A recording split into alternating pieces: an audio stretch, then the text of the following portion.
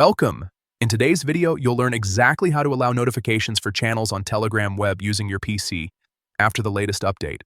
Whether you're managing your favorite news groups or community channels, enabling notifications ensures you never miss an important post again.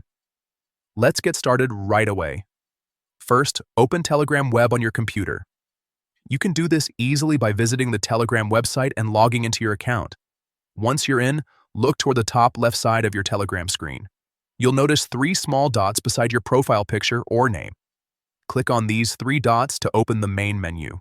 From the menu that appears, click on Settings. This will take you to a new section where you can adjust how Telegram behaves on your web browser. Inside Settings, look for the Notifications option and click on it.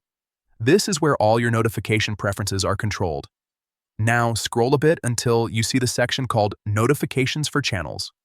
Here's the important part. Make sure the option is checked or turned on.